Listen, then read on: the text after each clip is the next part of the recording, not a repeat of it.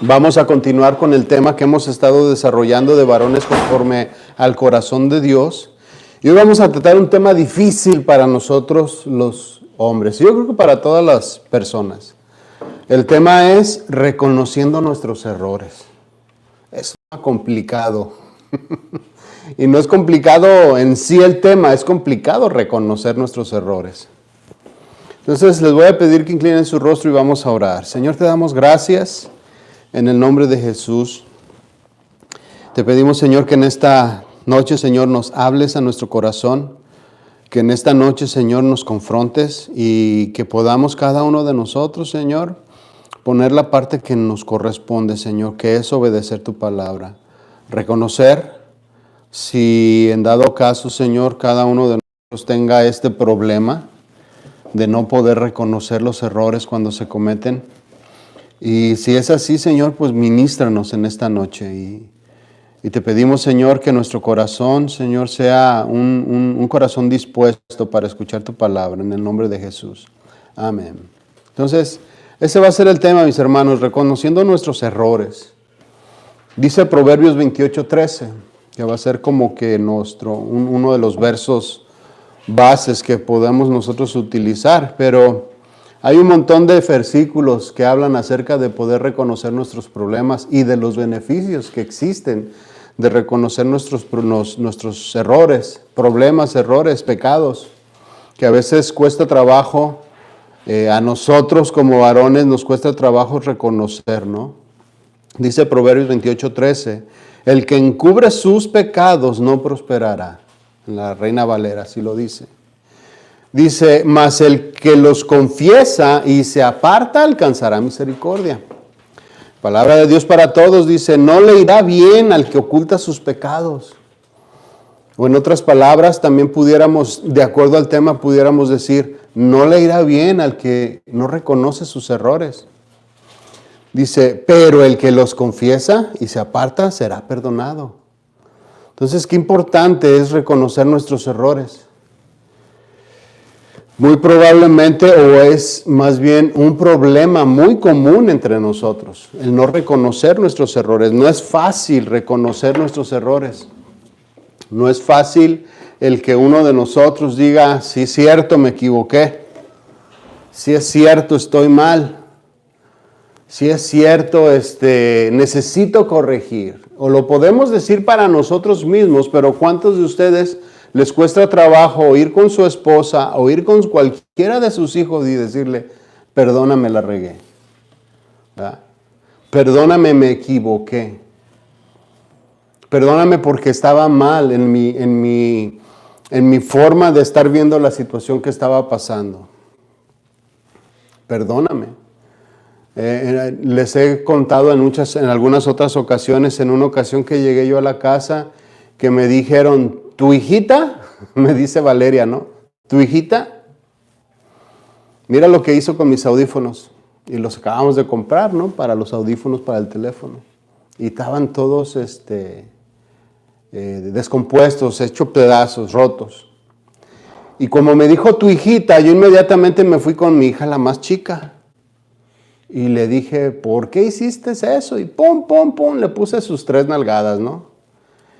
Y mi hijita, se estaban refiriendo a la perra que teníamos, que agarró, masticó los audífonos y los rompió.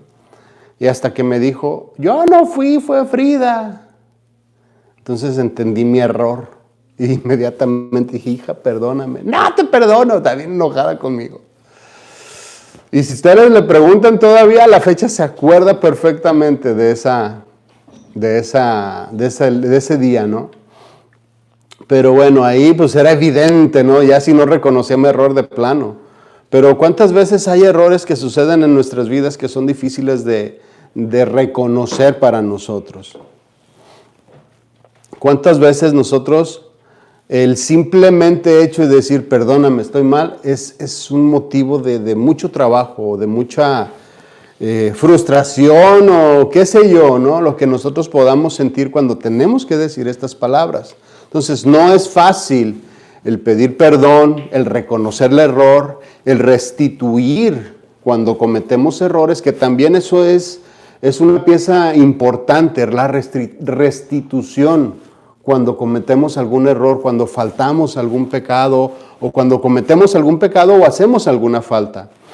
Sí es muy sencillo decir perdóname, pero cuando ese perdón está involucrado o dinero o reconocer delante de muchas personas una calumnia, ¿cuántas veces no se sale o se nos hace muy fácil hacer un comentario y resulta que es mentira y es una calumnia? Y le dices a la persona, perdóname, pero aquí entre 1 y 2. Pero ¿cuántas veces le decimos, perdóname enfrente de una multitud de personas a las cuales se dieron cuenta de lo que yo dije? O sea, hay que restituir también cuando nosotros cometemos error. Entonces, todas esas cosas no son sencillas, no son fáciles de hacer. El hacer las correcciones necesarias cuando cometemos un error no es fácil hacerlos. Casi siempre nosotros tratamos de encubrir todas aquellas cosas en las cuales nosotros nos equivocamos. Yo no sé si le ha pasado a usted. Yo creo que sí, porque nos ha pasado a todos. De que sale alguna situación complicada y inmediatamente nuestra humanidad trata de encubrir, que no se den cuenta. ¿Sí? Voy a tratar de arreglarlo antes de que se sepa. Son reacciones muy normales que tenemos todos los seres humanos. Entonces, veíamos en la televisión, estábamos viendo una serie que habla de la Biblia, ¿no? Y estaban ahí, salieron en varias sesiones o en varias tomas, salían diferentes parejas en donde el varón le mentía a la mujer de los errores que había cometido y no le decía toda la verdad. Entonces me pregunto, ¿por qué tienen esa tendencia? ¿Por qué no mejor simple y sencillamente se habla la situación difícil que se está pasando en ese tiempo o en esos momentos? Dice, porque tarde o temprano va a salir y cuando salga va a ser todavía peor y de todos modos la esposa se va a dar cuenta. Y yo le digo, bueno, y me pregunta, ¿por qué hacen eso? Y yo, ¿qué? ¿De qué me estás hablando? Yo no sé de eso, ¿no? ¿Por qué hacen eso? Entonces, la verdad es que sí es complicado reconocer todas estas cosas, y más cuando son cosas complicadas, vergonzosas, costosas, por un error que nosotros cometemos. Entonces, la pregunta es, ¿por qué lo hacemos? Bueno, para no reconocerlo, eso es una forma. Evitar una confrontación.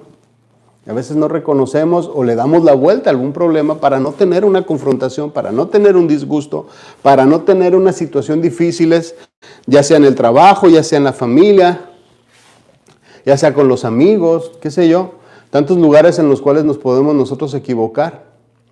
Otra razón es tratar de arreglar las cosas sin que nadie se dé cuenta, ¿sí? Que nadie sepa que la regué o que la estoy regando. ¿Pero por qué pasa esto? Entonces, me dice, bueno, ¿no es más fácil hablarlo? Pues sí, en teoría sí es más fácil hablarlo, sí es más bien decir la verdad y decir, ¿sabes qué? Me equivoqué, perdóname.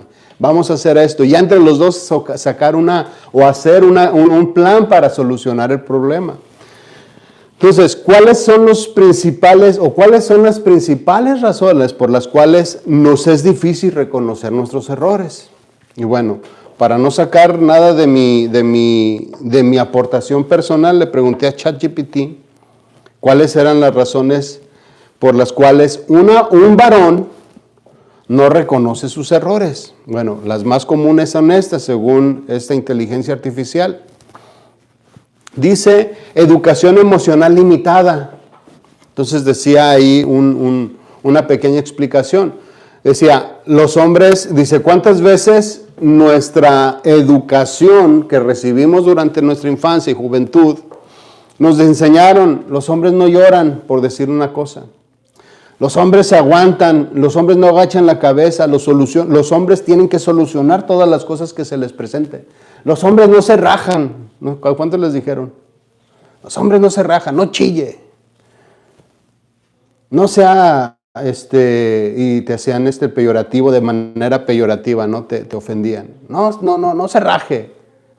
Entonces, Todas estas actitudes, toda esta educación, mala educación que nosotros recibimos en nuestra juventud, va metiendo información a nuestra cabeza que nos dice, no nos podemos equivocar.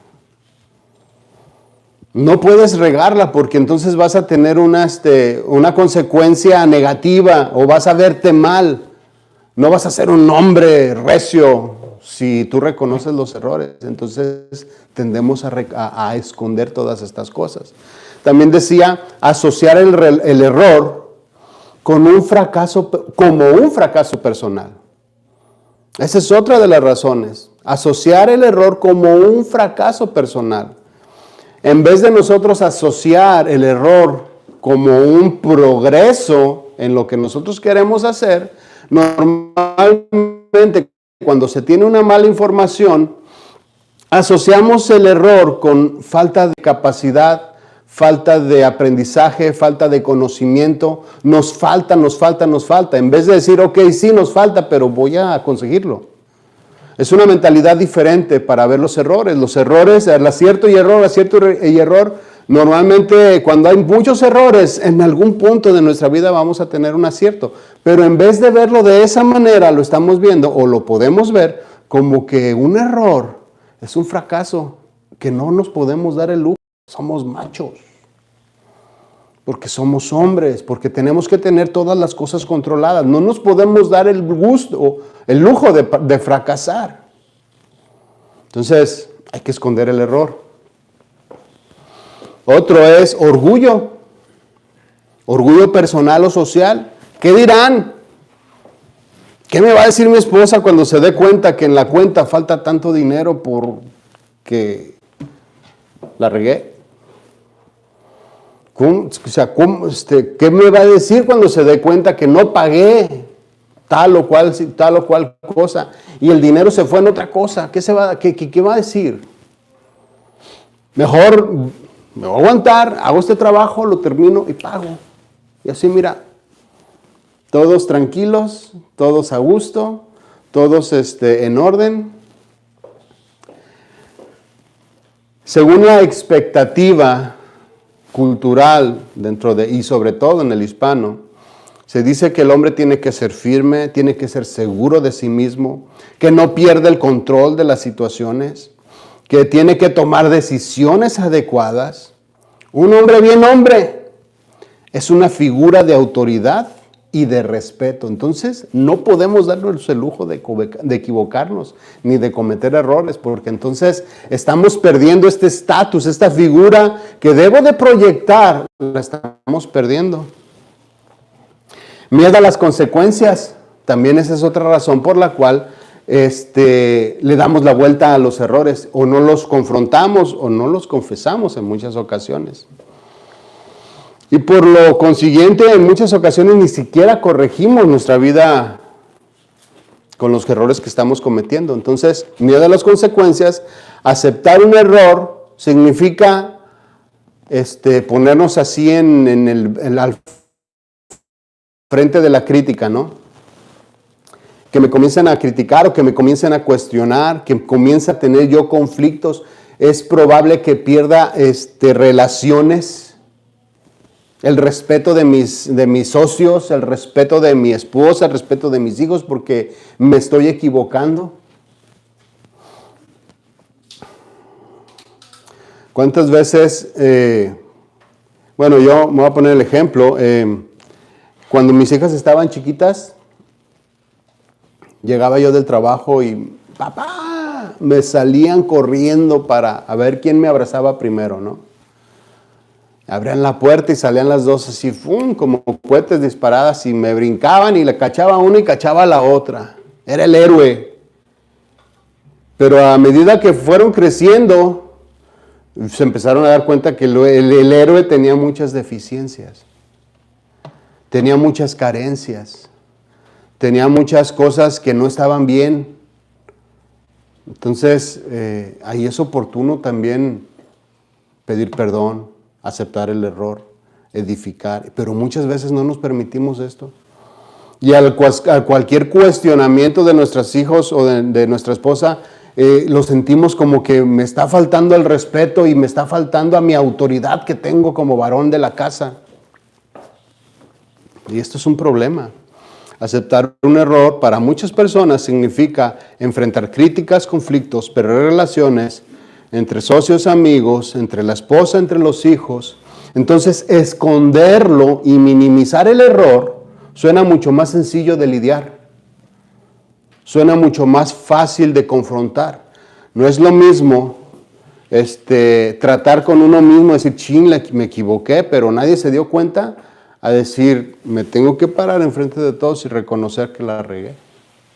Entonces es más fácil esconderlo.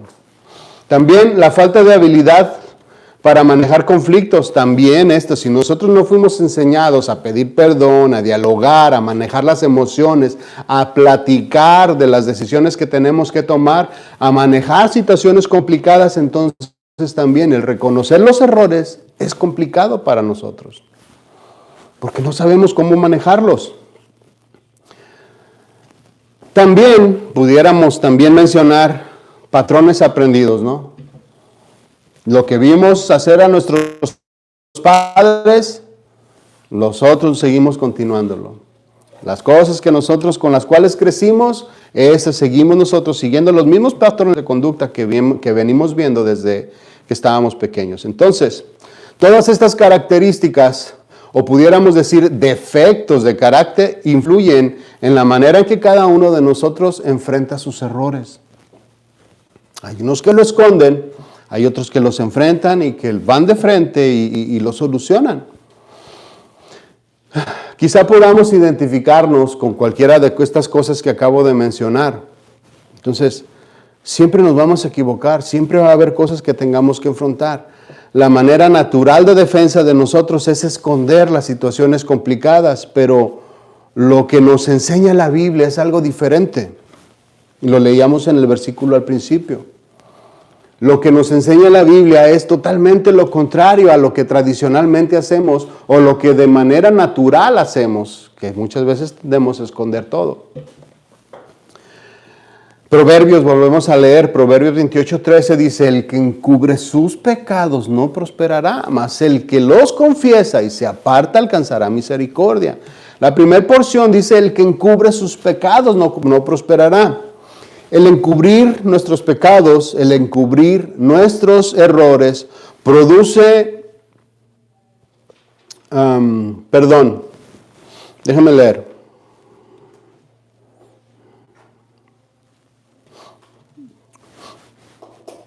El encubrir nuestros pecados, dice aquí, no prosperará. Entonces, el encubrirlos, para nosotros, un corazón que ya ha sido transformado, siempre el encubrir pecados va a traer conflictos a nuestra vida. Siempre va a haber incomodidad de espíritu al que ha sido transformado. El que encubre sus pecados, pero que no tiene a Dios, va a decir, chido, nadie se dio cuenta. Me salí con la mía, ¿no? Qué bueno soy para dorarle la píldora a mi esposa. Qué bueno soy para encubrir y para salirme con la mía cada vez que tengo una situación difícil. Qué hábil soy para manejar estas situaciones, ¿no? El que no tiene a Dios, pero el que tiene a Dios, el que tiene ya un corazón transformado, le produce dolor en el corazón, el encubrir los pecados. Por eso dice que no va a prosperar. Siempre va a haber un dolor. Siempre va a haber una culpa. En el Salmo 32 encontramos un mástil de David que nos enseña qué hacer cuando nos equivocamos. La palabra que dice aquí mástil, porque así lo dice en su Biblia, si lo busca en la Reina Valera, dice que es un mástil de David. ¿Qué es un mástil? El mástil es como un poema o un diálogo que nos da instrucciones de qué hacer cuando tenemos alguna situación difícil o una situación similar a la que estaba pasando David. Esto es un mástil, es como un ejemplo, en un diálogo de cómo podemos nosotros hacer para salir de una situación complicada. Ahora sí que es como un plano, unas instrucciones que vienen como manual para cómo nosotros podemos reaccionar. Entonces, En este Salmo 32 encontramos instrucciones de lo que debemos de hacer cuando, o las instrucciones de lo que, sí, de lo que debemos de hacer cuando estamos encubriendo pecados y del beneficio también que tenemos cuando los confesamos. Entonces vamos ahí, vamos a leer el Salmo 32, 1. Vamos a leer nada más del 1 al 5. Entonces dice aquí la primera porción, bienaventurado. Fíjense la expresión de David cuando se ve libre de estar cargando con todas estas culpas, con todos estos problemas, en este caso con el pecado no confesado. Pudiéramos nosotros decirlo, qué complicado es estar cargando con una situación o con los errores que cometí y que nadie sabe, pero cómo me están pesando a mí. Entonces dice, bienaventurado aquel cuya transgresión ha sido perdonada y cubierto su pecado. O sea, ya ha sido restaurado. Una vez que nosotros podemos confesar las cosas que nos están aquejando, por ejemplo, con nuestra esposa, ¿sabes qué? Mira, está pasando esta situación. Recuerdo mucho a una persona, a un familiar, hace muchos años de esto, que a su esposa le daba la gran vida, a sus hijos les daba la gran vida. Y tenían casa y tenían carros, iban de viaje, iban por aquí, iban por allá, y se paseaban por esto, y tenían un estatus o un nivel de vida en donde pues estaba bien todo, ¿no? Y todos disfrutando, y qué padre, ¿no? Pero llegó un punto en donde esto ya no se pudo sostener. La persona tenía muchos problemas financieros, estaba muy endrogado con el negocio que tenía, y llegó un punto en donde ya tronó. Y por más que quiso él encubrir todo esto, llegó el punto en donde fue descubierto. Y el reclamo de la esposa, ¿por qué no me dijiste? ¿Por qué no me dijiste? ¿Por qué no lo hiciste? Dice, nos hubiéramos aguantado. Es que yo quería tenerte bien, pero nos hubiéramos aguantado. Ahorita, ¿cómo estamos? No tenemos ni casa. Tuvieron que venir, vivían en Guadalajara. Tuvieron que venirse a los Estados Unidos a trabajar los dos, para más o menos salirle. Pero ya una vez que todo sale a la luz y que todo explota, entonces la pareja se puede poner de acuerdo y decir, ¿qué vamos a hacer? Pues vámonos a los Estados Unidos. Allá tenemos familia. Allá nos pueden ayudar. Pues vámonos, pues vámonos. Por eso dice, bienaventurado aquel cuya transgresión ha sido perdonada y cubierto su pecado. Dice el 2, bienaventurado al hombre a quien Jehová no culpa de iniquidad y en cuyo espíritu no hay engaño. O sea, todo está libre, todo está limpio. No hay transparencia en una relación, por ejemplo, matrimonial, o en una relación con los hijos, o en una relación de trabajo, en cualquier ámbito. Cuando podemos hablar transparentemente y confrontar o hacernos responsables de las cosas que hacemos, qué diferente es poder vivir y respirar con cualquier situación que estemos lidiando.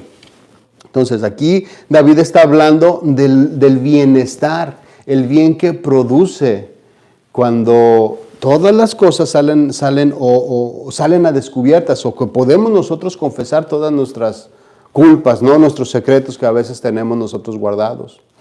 Que en muchas ocasiones recurrimos a todo este encubrimiento para no confrontar y para tratar de darle, como en el caso de esta persona que les comento, para tratar de darle, para tratar que no se den cuenta las demás personas. Entonces no tiene caso. El 3 dice, mientras callé, mientras estaba guardado todo eso, mientras callé se envejecieron mis huesos. Dice, en mi gemir todo el día. Fíjense la expresión. Mientras callé se envejecieron mis huesos en mi gemir todo el día. Dice aquí, mientras callé. La tradición que acabamos de leer nos enseña a guardar, a callar, a no confrontar, a guardar las apariencias, a pechugar porque somos machos. Y no a enfrentar como deberíamos de enfrentar los problemas y de confesar nuestro pecado y de pedir perdón a quien tengamos que pedir perdón y de corregir lo que tengamos que corregir. Entonces, según nuestros padres, era callar y aguantarse y salir adelante.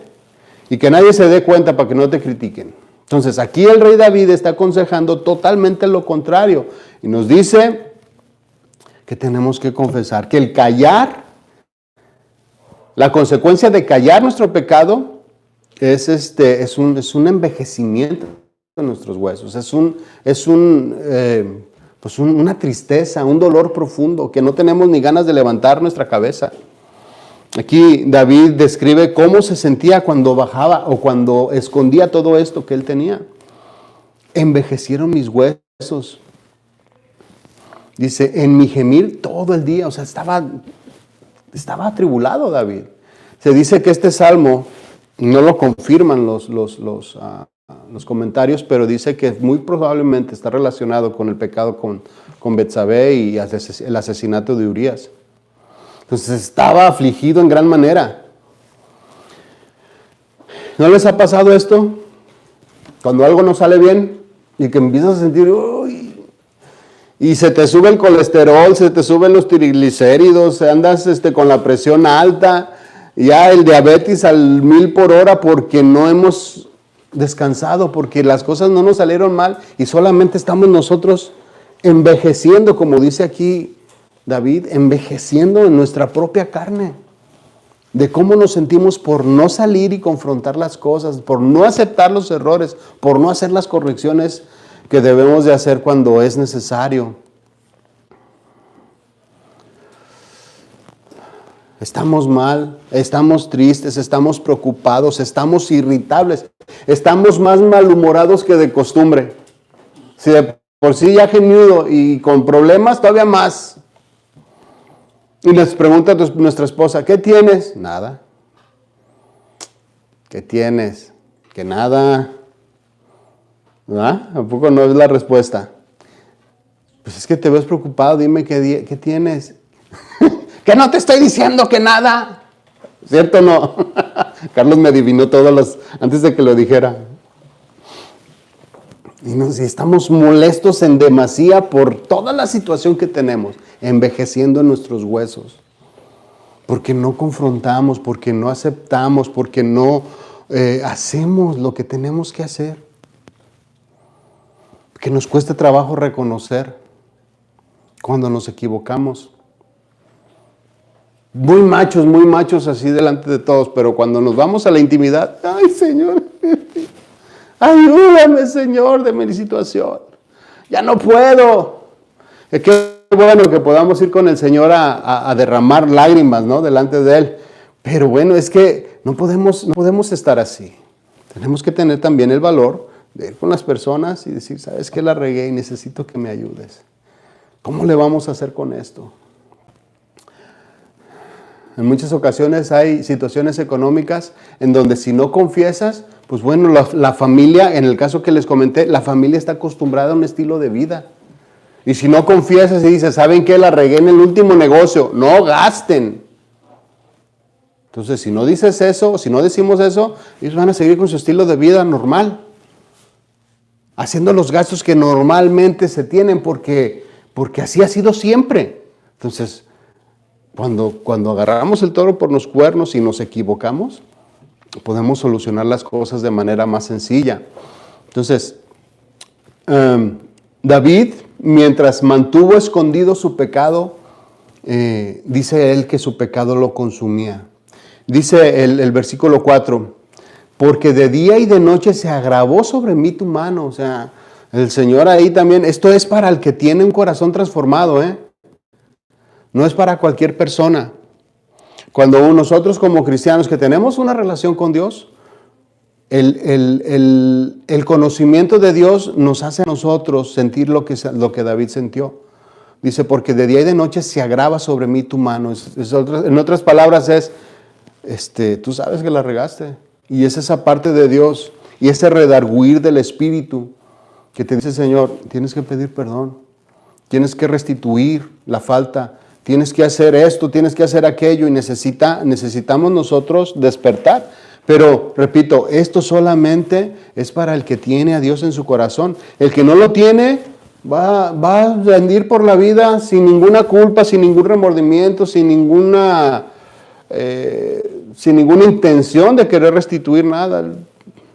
No tiene ningún problema.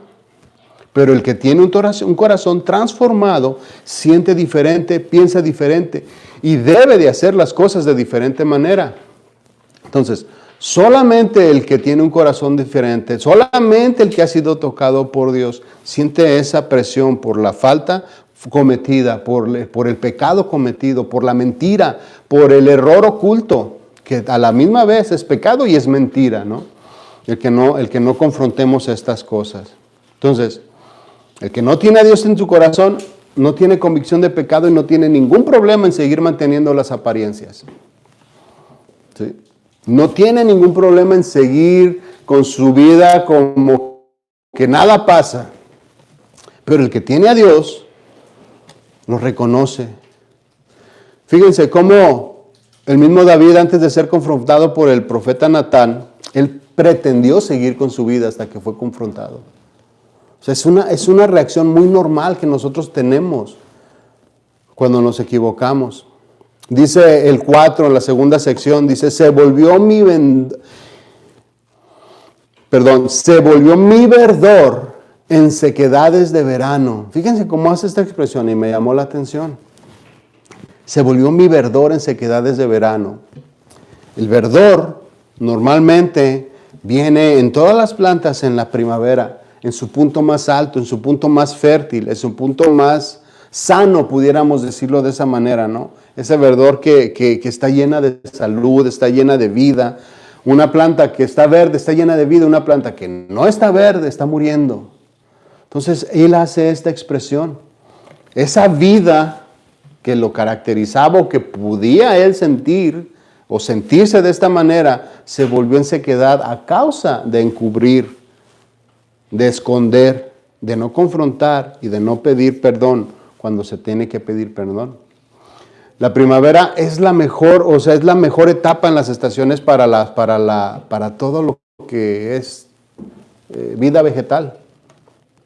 Entonces, dice David que en su mejor época, en su mejor momento, toda esa vida que tenía, ese vigor que sentía, se volvió en sequedad por el hecho de esconder todo el pecado. Pero en medio de esa sequedad, mis hermanos, podemos estar llenos de tristeza, podemos estar llenos de depresión, de preocupaciones, incluso de enfermedades con todas estas presiones. Pero llega el momento en que nosotros confesamos nuestros pecados, que confrontamos o que hacemos frente a los errores que nosotros cometemos. Y entonces podemos declarar lo que dice él mismo, el mismo David en el versículo 5. Dice, mi pecado te declaré y no encubrí mi iniquidad.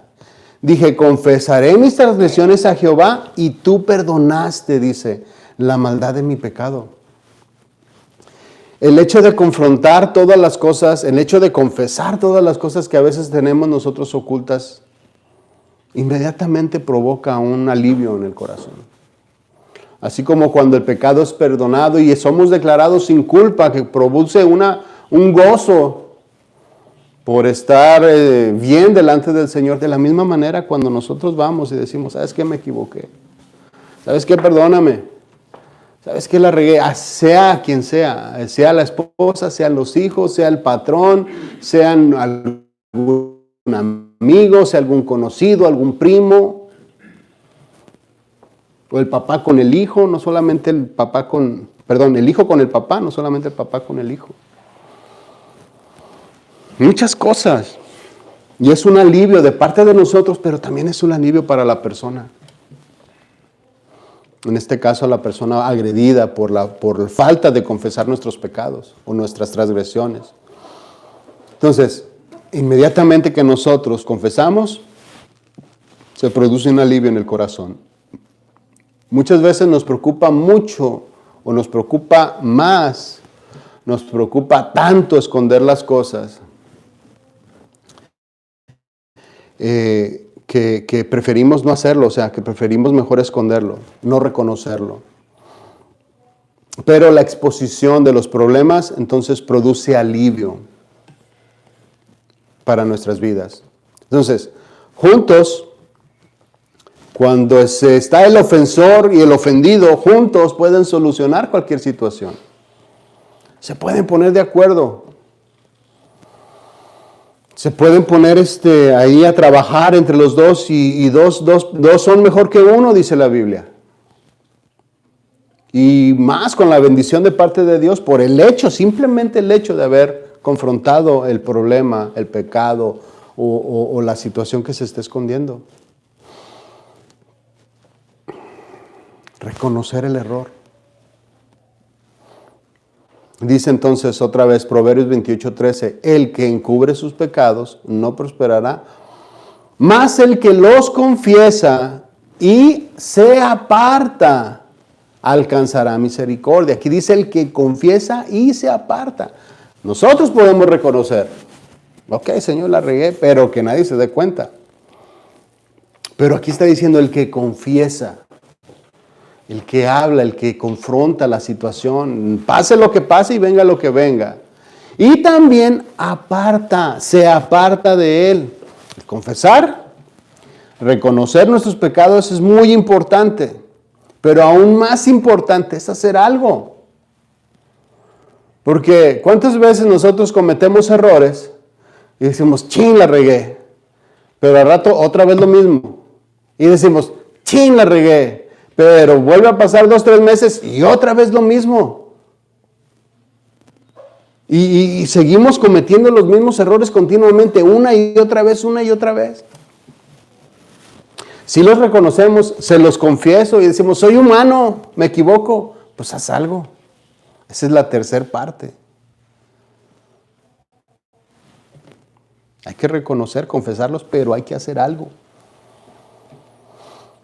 Entonces dice el versículo, el que se aparta, no solamente es confesarlo, no solamente es reconocerlo, pero también hay que apartarse. El que se aparta, dice, alcanzará misericordia. Proverbios 17:9 dice, el perdón restaura la amistad y el rencor la termina. ¿Sí? Ya la regaste, ya aceptaste que hiciste algo mal, bueno, pues entonces ve y pide perdón. Ahí estás haciendo algo. O estamos haciendo algo en respuesta del error que cometimos. Estamos haciendo una restitución al error que cometimos. Sí, ya, el Señor nos dice, la regaste en tu tono de voz. ¿Sabes que sí? La regué. Y luego vas y lo confiesas. ¿Sabes qué? Te hablé mal. Pero no puedes quedarte ahí. Tienes que ir y decirle, tengo que hacer esto diferente.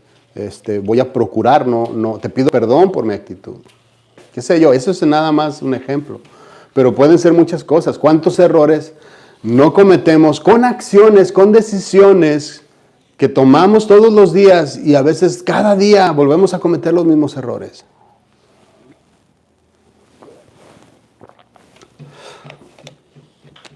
Entonces, restaurar, el pedir perdón, es hacer algo, restaura la amistad. Aparte dice aquí, restaurar la amistad, el rencor o el encubrimiento la termina. Desde el momento que nosotros confesamos nuestros errores, comienza a descansar o comenzamos a descansar. Comienza la restauración.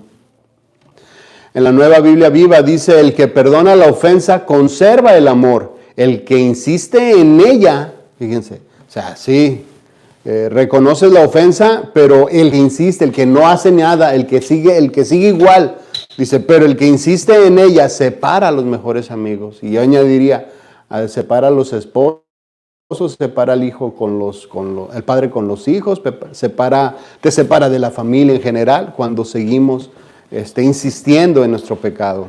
Entonces, el primer paso para solucionar nuestros problemas es reconocer nuestros errores. El segundo paso es aprender de ellos y no hacerlos. Yo creo que todos hemos escuchado aquella canción que dice, tropecé de nuevo y con la misma piedra.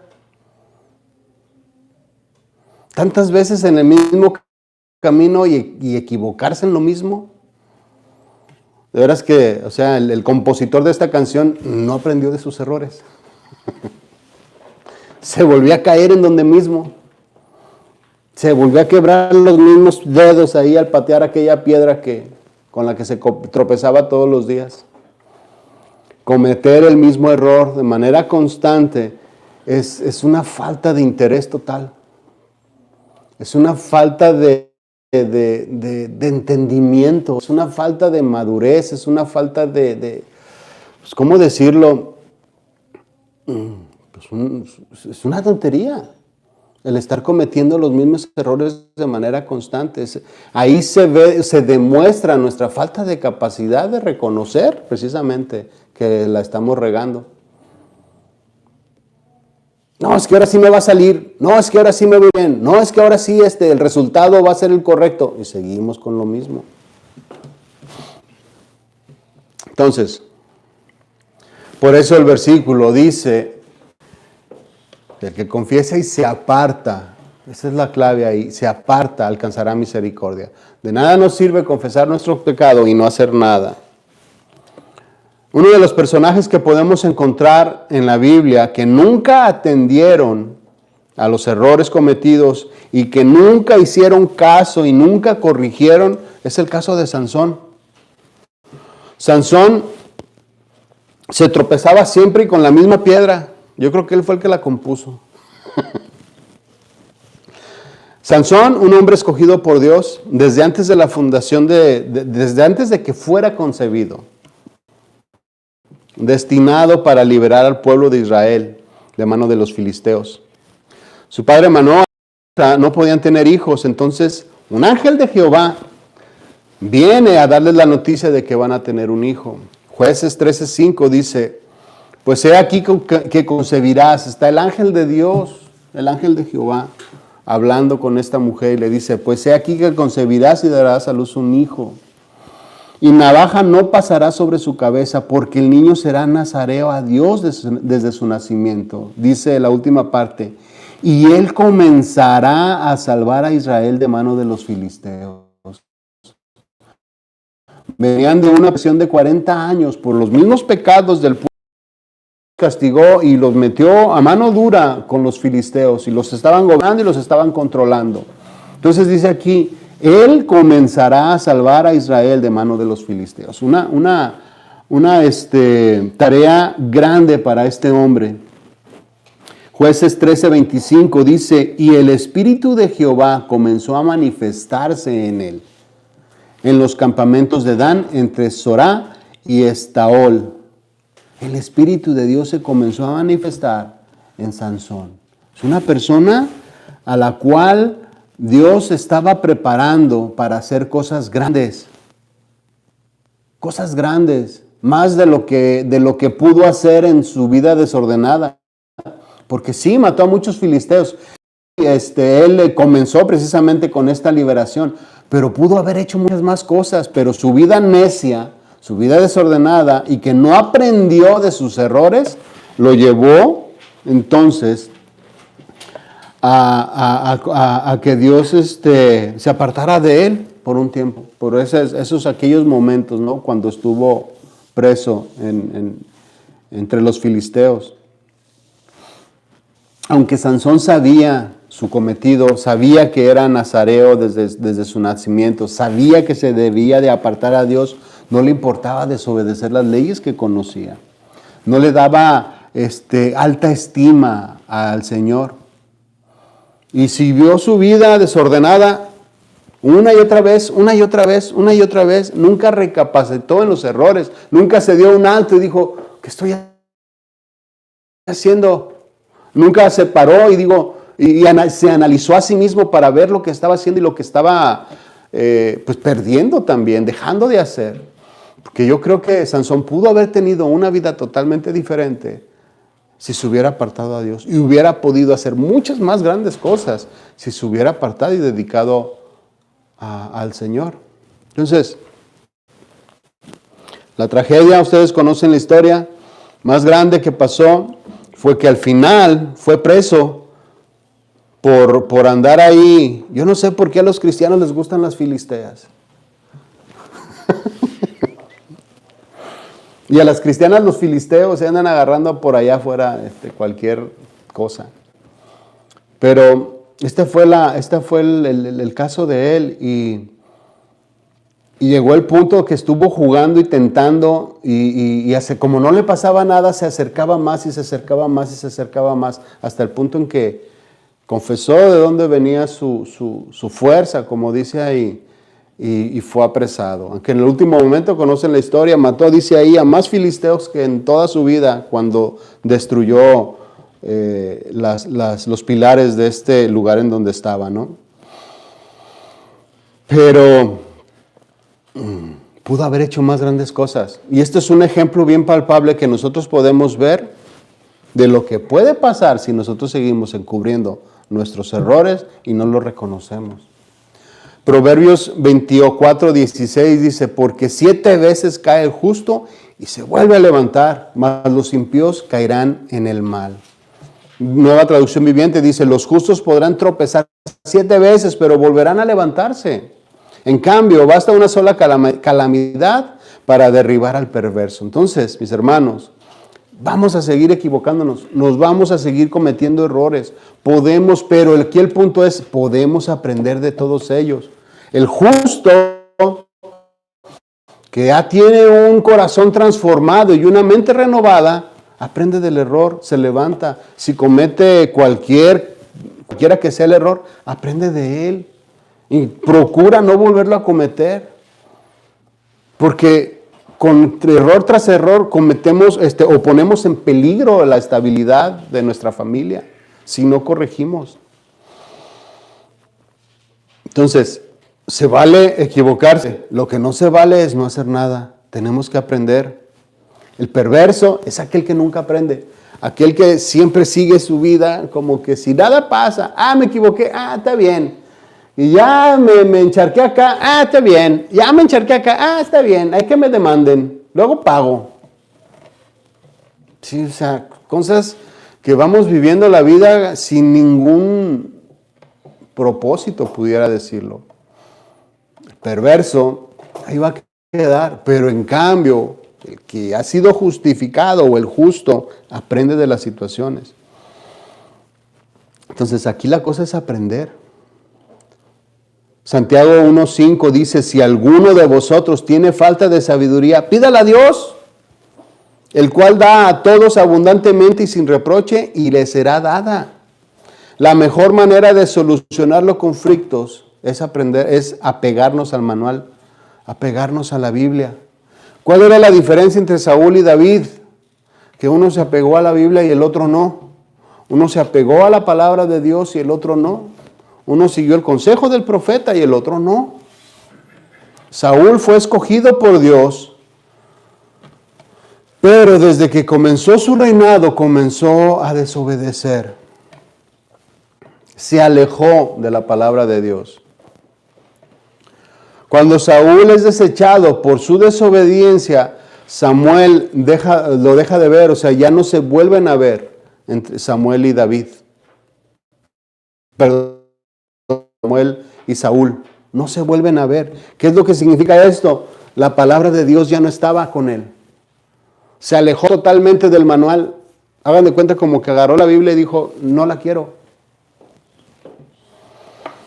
Totalmente. Dice en 1 Samuel 15:35, dice Samuel, después de que fue desechado Saúl, dice Samuel nunca más volvió a ver a Saúl. Pero en Samuel dice, pero lloraba por él constantemente. En la Nueva Traducción, Nueva Traducción Viviente. Lloraba por él constantemente. Y el Señor se lamentó de haber hecho a Saúl rey de Israel. Un desapego total de la palabra. Y es el peor error que nosotros podemos cometer. Primera de Samuel 16:14 dice, ahora bien, el Espíritu del Señor se había apartado de Saúl. Y el Señor envió un espíritu atormentador. Cuando nosotros nos alejamos de la palabra y seguimos haciendo nuestra vida como que no hay problema, entonces vienen los problemas. Viene el espíritu atormentador y vienen los problemas y vienen las situaciones y vienen los conflictos y viene la falta de sabiduría para tomar decisiones y vienen todos los errores porque comenzamos a decidir nosotros aparte de lo que Dios dice en su palabra. Ya no estaba la palabra en él. Entonces la mejor manera de arreglar conflictos es apegándonos a la palabra. Desde ese punto en adelante, David comenzó a gobernar sin Dios. Y es un ejemplo para nosotros. ¿Cómo queremos gobernar nuestra vida? ¿Queremos ir sin Dios o queremos ir con Dios? ¿Queremos ser guiados por Él o queremos desechar su guianza? Qué terrible situación para este rey cuando se vio solo y que Dios no estaba allá con él. Entonces, qué terribles situaciones para cada uno de nosotros, para cada varón. Qué terrible es verse sin Dios, caminar solo, solamente con tu capacidad, solamente con lo que te salga bien, afrontar tus errores tú solo. Imagínense qué terrible sería para nosotros el caminar sin Dios. Bueno, podemos desechar a Dios cuando decidimos no hacer lo que conocemos hacer, lo que debemos hacer. Entonces, la diferencia de David, o en cambio David, siempre tomaba en cuenta a Dios en todas las cosas que hacía, en las decisiones que iba a tomar, las decisiones importantes. Primero iba y consultaba a Dios. Y esto lo vemos constantemente en su reinado. Tras la muerte de Isboset, hijo de Saúl, dice la Biblia que David reinó entonces sobre toda la tierra de Israel. Estaba nada más reinando al principio en su tribu. Pero después de que muere, como a los 6 años, 7 años, de que muere Isboset, reina sobre todo Israel. Entonces, él se traslada entonces a Jerusalén. Y dice aquí que cuando los filisteos o los enemigos oyeron de que David era puesto ya por sobre todo rey de Israel, los filisteos fueron a atacarlo. En 2 de Samuel 5:17 podemos ver que dice, oyendo los filisteos que David había sido ungido por rey sobre Israel, subieron todos los filisteos para buscar a David. Y cuando David lo oyó, descendió a la fortaleza. Dice, y vinieron los filisteos y se extendieron por todo el valle de Refaim. Dice el 19, entonces consultó David a Jehová. Antes de cualquier cosa, antes de una decisión importante, dice, entonces consultó David a Jehová diciendo, ¿iré contra los filisteos? ¿Los entregarás en mi mano? Y Jehová respondió y le dijo, ve, porque ciertamente entregaré a los filisteos en tu mano. ¿Se fija la diferencia? Uno se iba por la libre, pero el otro se sometía a la voluntad de Dios. Y eso lo podemos hacer nosotros en todas las decisiones que tomemos. Eso es hacer algo con nuestros errores. Señor, tengo que hacerlo. Señor, es por aquí. Señor, verdaderamente esta es la decisión que tengo que tomar. En la familia, como esposo, en mi trabajo. ¿Esto es lo correcto, Señor?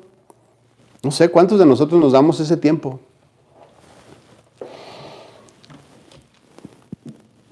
¿Se imagina lo que es caminar seguro bajo la protección de Dios?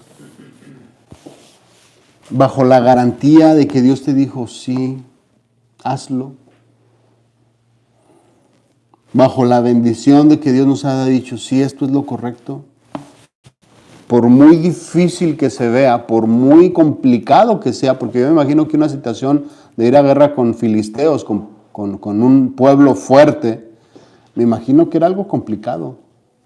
Entonces, por muy complicado que sea la situación, cuando nosotros vamos delante de Dios y Dios nos dice, sí, adelante, qué fácil es caminar, ¿no? Si lo meditas un poco, dices tú, ahora sí, ok, se ve muy complicado, pero lo voy a hacer porque el Señor dice. Entonces, caminar bajo la bendición de Dios es bien seguro. El 20, ahí mismo, sigue diciendo, y vino David a Belperasim, y ahí los venció, pues ya sabía que los iba a entregar en su mano. Y dijo, quebrantó Jehová a mis enemigos delante de mí, como corriente impetuosa. Por eso llamó el nombre de aquel lugar Belperasaim. Y dejaron ahí sus ídolos, y David y sus hombres los quemaron. No se involucraron con nada del botín.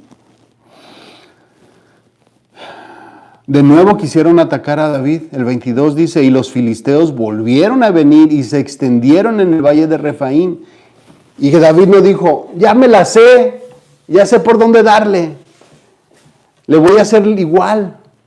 Voy a ir a atacarlos. Cabo, el Señor me los entregó antes, me los va a volver a entregar otra vez. No, dice aquí, 23, y consultó David a Jehová.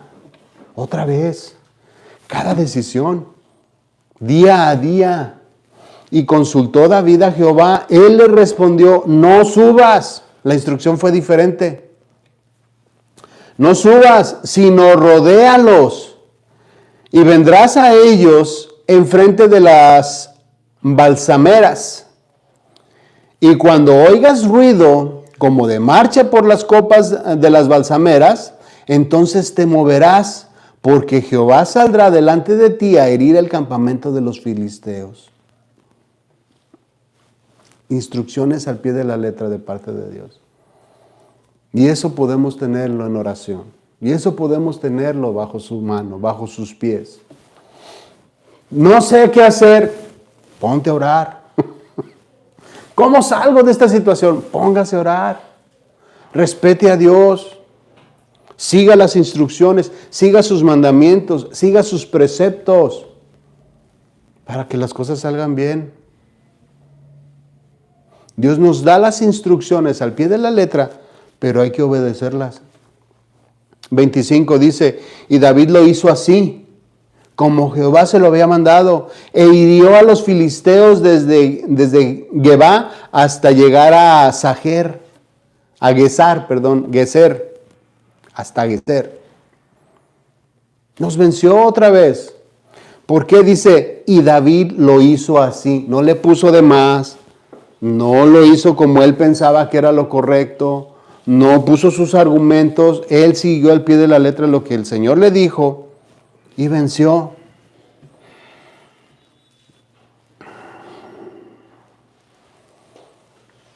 Después de estos acontecimientos, vemos a David tratando de llevar el arca a Jerusalén. Él quería tener la presencia de Dios cerca. Quería estar cerca de Dios. Se trajo el arca, cometió errores, lo hemos leído, ¿no? Pero la intención es que David no se quería alejar de Dios. Al contrario, se lo llevó a Jerusalén para estar cerca de él, cerca de donde él vivía y poderlo consultar día y noche, mi hermano. Entonces, es difícil confrontar, hacer frente a los errores, y más cuando estamos acostumbrados a encubrirlos. Pero la otra parte que podemos leer aquí es la bendición que existe cuando nosotros los confrontamos, los confesamos y hacemos algo, y sobre todo que vamos guiados por la mano de Dios en todo tiempo. Entonces sí vamos a poder solucionar cualquier tipo de situación que tengamos. Amén. Vamos a orar. Señor, te damos gracias por esta tarde, esta noche, Señor, ya. Te pedimos, Padre Santo, que tú tomes control, Señor, de nuestras vidas, que tú, Señor, nos ayudes a corregir, Señor, que nos des la valentía de aceptar nuestras fallas, errores, pecados, que los podamos confesar, pero lo más importante, Señor, corregir todo lo que hemos estado haciendo. No podemos tener un resultado diferente si no hacemos las cosas diferentes. Eso es una lógica. Entonces, Señor, ayúdanos a hacer las cosas de diferente manera. Ayúdanos, Señor, instrúyenos para hacer lo que es correcto y tener el resultado que deseamos. Ayúdanos, Señor, danos capacidad, danos inteligencia, Señor. Danos de tu palabra para que tu palabra, Señor, sea la garantía de las decisiones que tomemos. En el nombre de Jesús nos ponemos en tus manos.